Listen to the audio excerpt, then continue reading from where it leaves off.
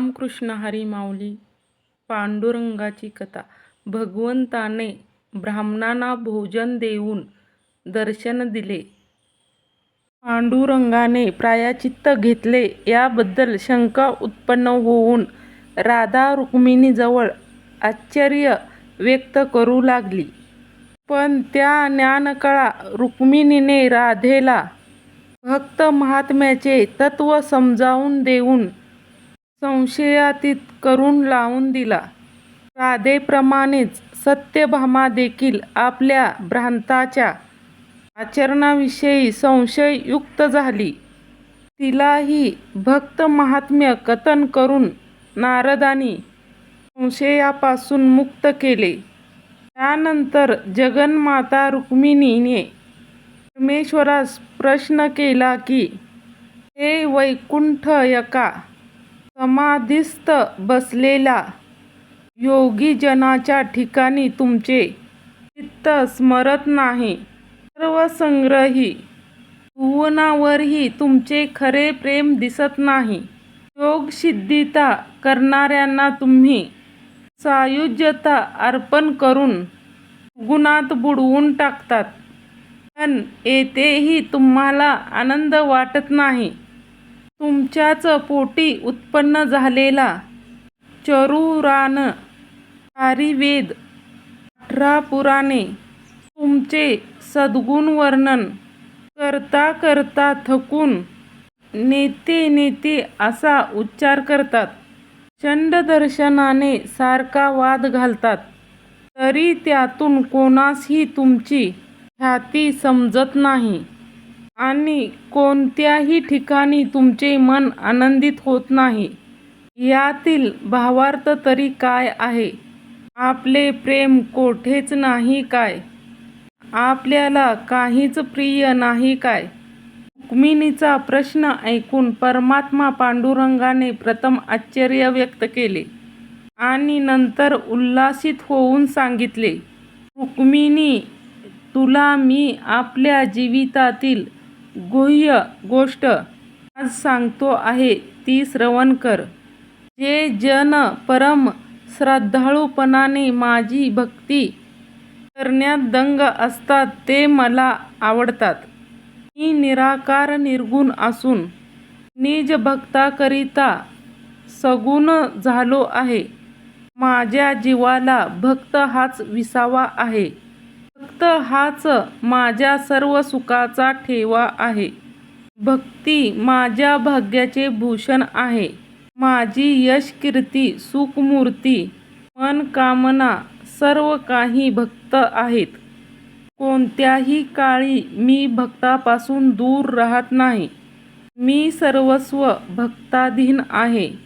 माझ्या भजनाचे सुख भक्तावाचून कोणासही समजत नाही. भक्तांनी माझे ध्यान करावे. मी त्यांचे नाव घ्यावे. मी भक्ताचे ध्यान करावे. त्यांनी माझे चरण चिंतावे.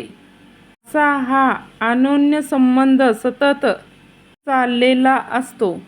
मी 4 मुक्ती देण्यास तयार झालो तरी भक्त त्यांचा स्वीकार करीत नाहीत आणि ते मजवर संसार ओझेही घालत नाहीत.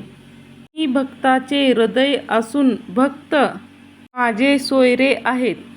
माझे भक्त माझ्यापेक्षाही उदार आहेत. मी आपल्या दासाचे कार्य साधण्यासाठीच नामरूपास येतो. मला भक्तावाचून दुसऱ्या कशाचेही प्रेम नाही. रुक्मिणीबरोबर हा संवाद करण्यास रात्र संपून गेली. दुसऱ्या दिवशी पांडुरंगाने प्रायश्चित्त घेतल्याबद्दल देवळामध्ये भोजन समारंभ केला. मंत्र सामर्थ्याने त्यांनी परमात्म्याला आपल्या मुठीत आणून ठेवले. अशा ब्राह्मण वर्गाला निमंत्रण देऊन पांडुरंगाने जेवणाचा अपूर्व थाट उडविला. ब्राह्मण भोजन आटोपल्यानंतर परमेश्वर स्वतः भोजन करण्यास बसले. आपल्या पंक्तीला आपले भक्त मंडळ बोलवले. निवृत्ती, ज्ञानेश्वर, सोपान, सावतामाळी, आसद, सुदामदेव, विसोबा खेचर, नरहरी सोनार, चोकामेळा, बंका, जनका, गोरा कुंभार इत्यादी प्रेमळ भक्तांची पांडुरंगाच्या घरात गर्दी जमली. पांडुरंगाने त्या सर्व भक्तजनांची पूजा केली. ते अवलोकन करून प्रेमळ भक्त नामदेव देवास म्हणाला, पांडुरंगा, माझ्या चित्तास तुमच्या या कृत्याचे मोठे चोज वाटते.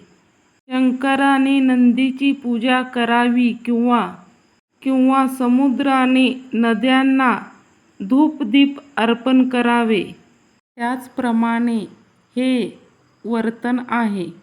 तुम्ही जगजीवन सर्वात वरिष्ठ असून तुम्ही आपल्या सेवकाची पूजा करता, याचे मला मोठे कौतुक वाटते. नामदेवाची वाक्य ऐकून पांडुरंगाने सांगितले, मला तुम्हा भक्तामुळेच सर्व श्रेष्ठत्व मिळाले आहे. सरिताच निर्माण झाल्या नसत्या तर सागराची वाढ झाली नसती. चंद्राच्या भोवती नक्षत्रे नसती तर त्याला शोभा प्राप्त झाली नसती. नंदीच निर्माण झाला नसता तर शंकराला आपल्या पाठीवर कोणी धारण केले असते बरे? 33 कोटी देवाच्या योगानेच इंद्राला सन्मान प्राप्त झाला. त्याचप्रमाणे तुम्हा भक्तामुळेच मी नावारूपास आलो आहे. असे बोलणे होऊन देव व भक्त यांचे भोजन चालू झाले. पांडुरंग आपल्या हाताने भक्त मंडळीस घास भरवू लागले. तो सोहळा पाहण्याकरिता आकाशात सूरवराच्या विमानाची दाटी झाली. देवगणांनी त्यांच्यावर पुष्पवृष्टी केली. याप्रमाणे प्रेमरंग उसळून देवभक्ताचे भोजन आटोपले. तो सर्व प्रकार पाहून ब्राह्मणास सर्व मंडळी चकित झाली. जो तो त्या सभ्य गृहस्थाचा वेश धारण केलेल्या पांडुरंगाचे गुण वर्णू लागला. द्विजवरही त्याच्या पदी अनन्य भावाने लीन झाले. सर्वाचा शुद्ध भाव पाहताच पांडुरंगाने आपले चतुर्भुज रूप प्रकट केले. त्यांनी नामदेवाला आलिंगन देऊन ब्राह्मणासही अभंग दिला. परमात्मा रूपाचे दिव्य तेज प्रकाशमान होताच सर्व जणांना सर्व वस्तुजात श्रीकृष्ण रूप दिसू लागले.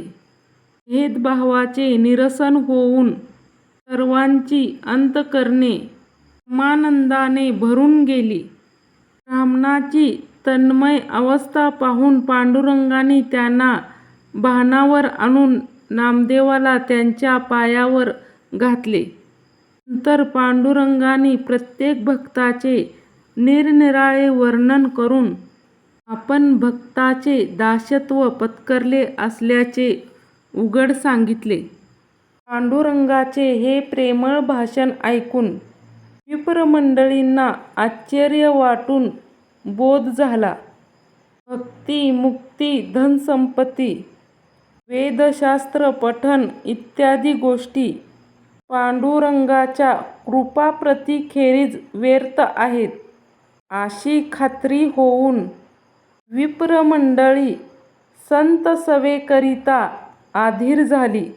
परमेश्वराच्या नामाच्या ठिकाणीच प्रेम करण्याबद्दल त्यांनी वेदाजवळ मागणे मागितले. द्विजवराची याचना ऐकून पांडुरंगाने सर्व द्विजवरांना ज्ञानेश्वराच्या स्वाधीन केले आणि विप्रांना कृतार्थ करण्याविषयी ज्ञानदेवांनी अनुदान केले. जी निजकळा पदरात पडली म्हणजे तीर्थ, व्रत, तप याचे कारण राहत नाही. जटाभार वाढवावा लागत नाही. भस्माच्या पट्ट्याची जरूर उरत नाही.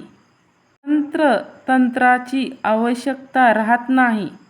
गिरीकपाटाचे सेवन करून वज्रासनाचा खटाटोप करण्याचे कारण नाही. ती कळा प्राप्त होण्यास